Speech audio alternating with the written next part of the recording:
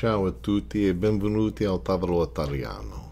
In this lesson, by request by the way, we're going to do an introduction to the Italian reflexive verb. Now keep in mind, it's an introduction. This won't be everything you need to know about the reflexive verb, but it'll be a good start. A few footnotes as normal before we start. This lesson assumes that you at least have a general understanding of object pronouns and how to use them in Italian. It also assumes that you're able to conjugate regular Italian verbs in the basic tenses, the present, the future, the imperfect, etc. If you do not have the knowledge listed above, I would strongly recommend you go back and look at those videos first and then come back to the introduction to the reflexive verb.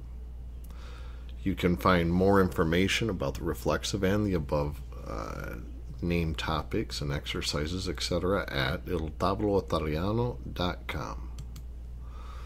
And like any aspect of Italian grammar, it takes practice to really gain an understanding of and ability to use what you're going to learn here.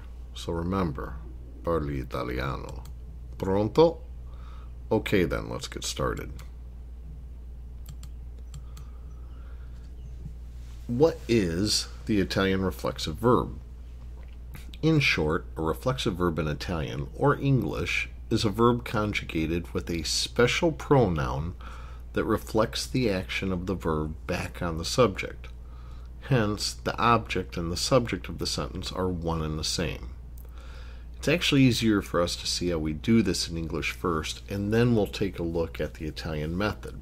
For instance, if we say, he washes the car, he is the subject, the one doing the action. Washes is the verb, the action itself. And the car is the object, or the direct object in this case, the recipient of the action. Using a direct object pronoun, a word to replace the word car, it would look like this. He washes it. Either way, the sentence construction in English is subject or subject pronoun, verb, and then the object or object pronoun. Remember, the subject pronoun here is he. If I would have said Bill washes the car, then it just would have been a subject. The verb is washes, which is conjugated from to wash, and the object or the object pronoun is the car or it. But if we insert the appropriate reflexive pronoun, the sentence now looks like this. He washes himself.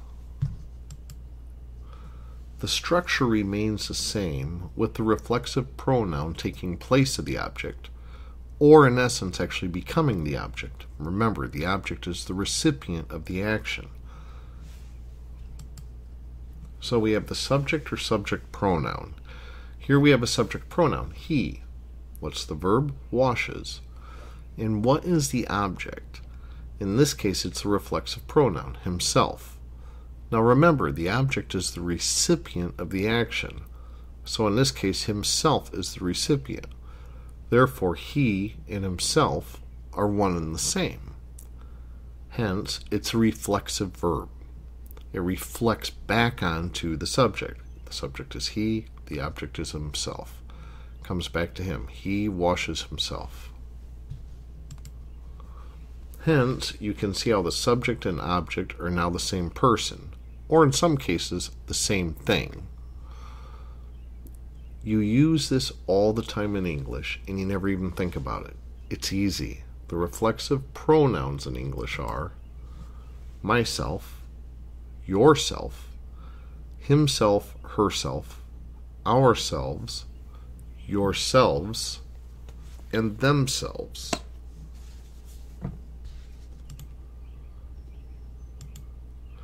Now let's take a look at how this works in Italian using the same example. Lui lava la macchina. He washes the car. In essence, the sentence is structured exactly the same way. Lui, or he, is the subject, the one doing the action. Lava, or washes, is the verb, the action itself. La macchina is the car. or the object, the recipient of the action. Using a direct object pronoun, it would look like this. Lui la lava. Why? Because remember, the sentence construction changes in Italian because we need to put the word for it, in this case, la, before the verb, as with all direct object pronouns in this form, or the weak form, lui la lava. So now we have, for sentence construction, because it's different in Italian, we have the subject or subject pronoun, which is lui, the object or object pronoun, la, and the verb, lava, washes. So if we go back up to the top, lui lava la macchina is the same as he washes the car. Lui la lava is the same as he washes it. Now let's do the same thing in Italian that we did in English at this point. And that's, let's insert the appropriate reflexive pronoun, in this case, si, Italian for himself, in the place of the direct object pronoun, la, the Italian for it. Because remember, in English, we went from he washes the car to he washes it to he washes himself. So now we have lui si lava. And now it's become he washes himself. Si representing himself.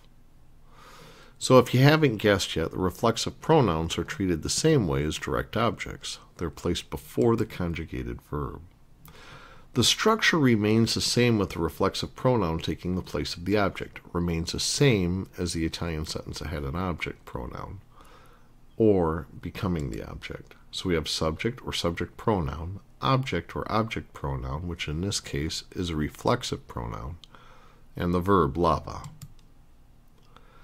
Now we can actually take this one step further by eliminating the subject pronoun, or lui, as the verb conveys the identity of the subject because of the way it's conjugated. So remember in our past lessons in Italian, instead of saying io parlo, I speak, I just say parlo, I speak. Okay, we don't always need the subject pronoun in Italian. In fact, we usually don't. So now we find the sentence looks like this. Si lava, which literally translated is himself washes, or as we would say, he washes himself. Now some may be asking, could that also represent she washes herself? And the answer is yes, it could. It could also mean it washes itself.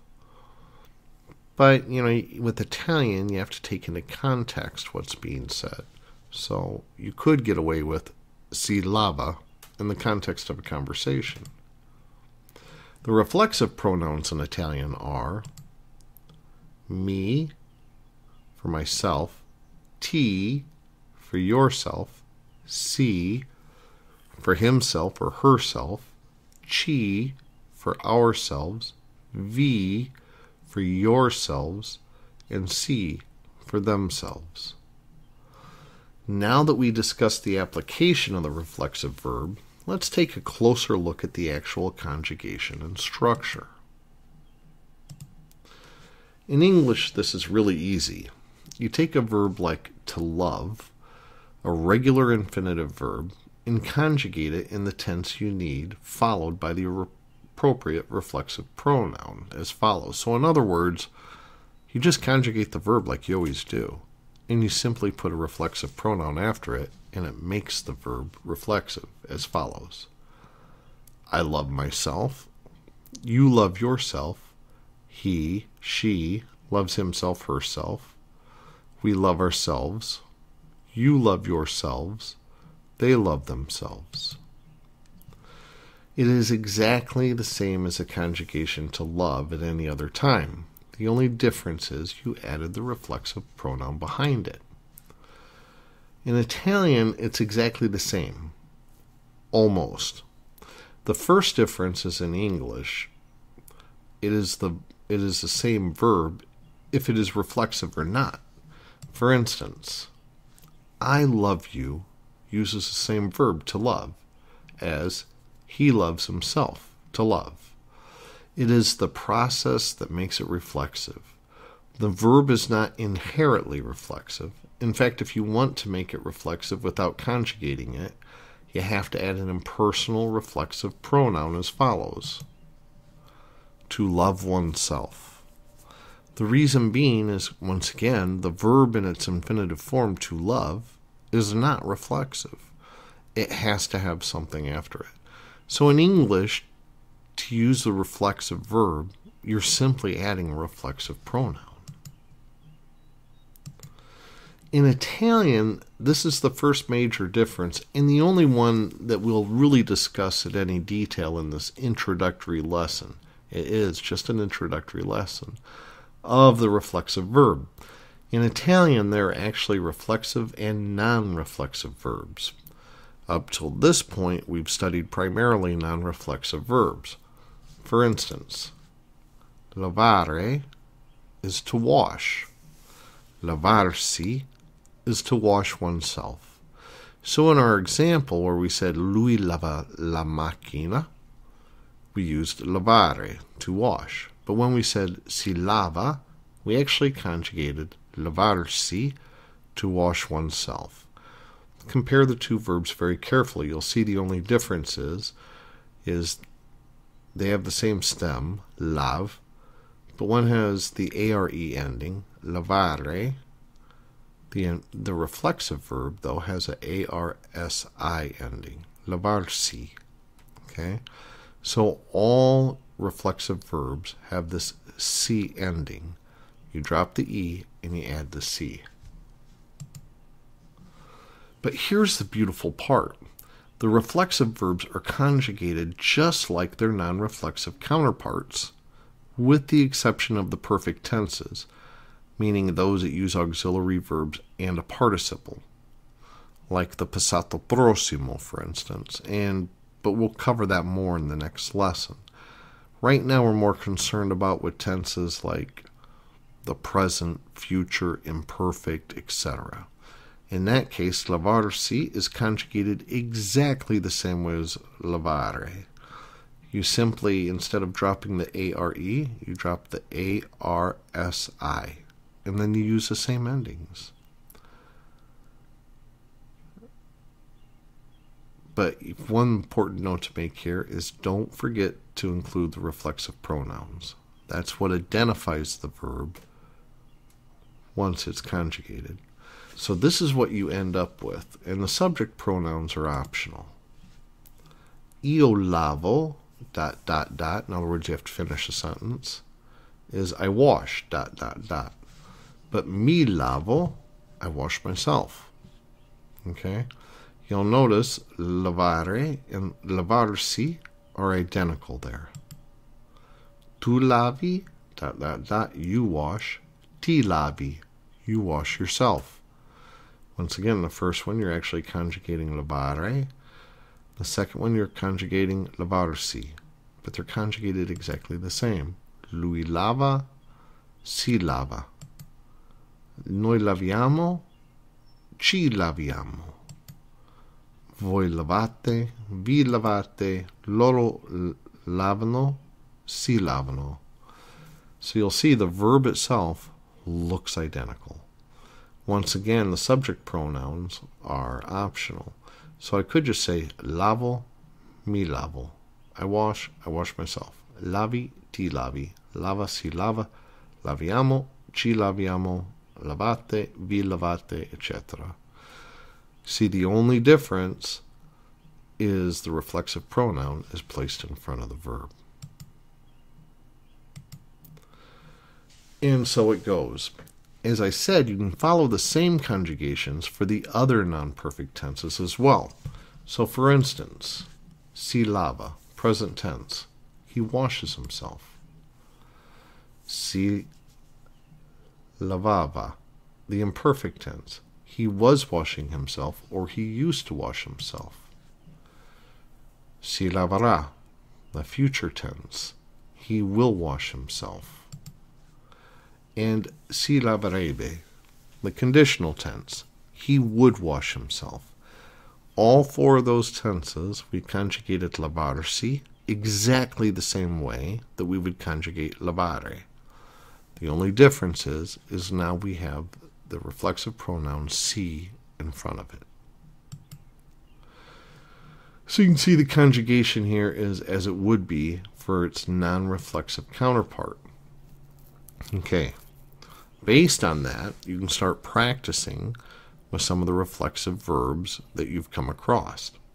But we do have a few quick words of caution before we go, and we'll cover this further in the next lesson. But just to give you a heads up, there are many Italian reflexive verbs that would never be expressed as reflexive in English. It's important to remember that. Remember, when you're learning Italian, you can't speak Italian like English. You have to speak Italian like Italian. In other words, you need to start thinking Italian. 2, some reflexive verbs actually become reciprocal in nature with plural pronouns. Okay? So, for instance, if I said ci scriviamo, I'm actually conjugating the verb scriversi instead of scrivere. And ci scriviamo is we write each other. Okay? So a reflexive verb in the plural can also be a reciprocal verb. And we'll cover that more in the next lesson. Some reflexive verbs actually have different meanings than their non-reflexive counterparts. For example, sentire usually means to hear, but sentirsi usually means to feel. Okay? If I say io sento I ragazzi, I hear the boys. But I could say mi sento male, I feel bad. Okay? And there you have it. There is our introduction to the reflexive verb. I hope that sheds some light on it for you. Once again, we will be coming out with another study on this to further our knowledge of the reflexive verb and to practice using it. Remember, you can find more information about the reflexive verb and other topics of grammar Italiano all at iltavoloitaliano.com, where everything is always free. Remember, too, we've added a full listing of all of our videos on iltavoloitaliano.com. Hope to see you there. Ciao. If this video has helped you, please let us know. Give us some feedback. If you have any ideas for videos that you would like to see made, please feel free to share that with us as well. So, grazie mille per aver studiato con il tavolo italiano. Ciao e parlo italiano.